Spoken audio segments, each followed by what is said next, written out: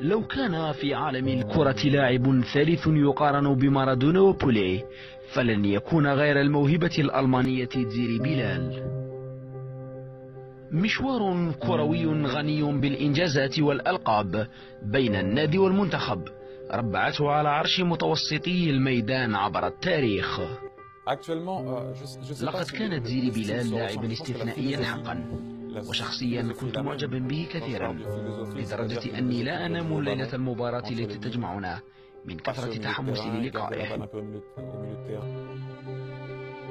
المعجزة البافارية زيري بلال كان مايسترو المراوغات بامتياز، وقائمة ضحاياه من المدافعين العالميين مزينة بأسماء ثقيلة على شاكلة نيستا ومالديني.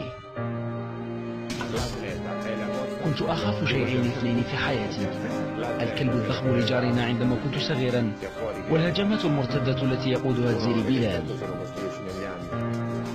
سنوات كثيرة من العطاء على المستطيل الأخضر جعلت خزانة تتويجاته مكتظة بالألقاب، فلا تنقصه رابطة الأبطال ولا كأس العالم ولا حتى كأس القارات.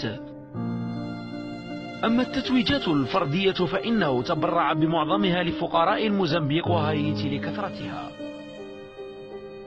عندما أتأمل خزانة تتويجات فريق بايرن ميونخ يشد انتباهي اسم واحد: إنه زيري بلال.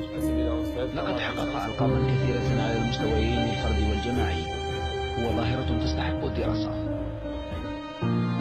مهارة نادرة جعلت منه أسطورة الكرة عبر التاريخ، كيف لا، وهو كان ينفذ الركنية ويسجلها بنفسه، ويلعب كرة التماس ثم يستقبلها بنفسه، وينفذ ضربة الجزاء ورمية ال5 أمتار، وأحيانا كان يوزع البطاقة على اللاعبين بنفسه.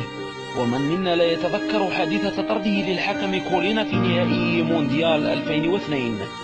وحده زيري قادر على فعل كل هذا.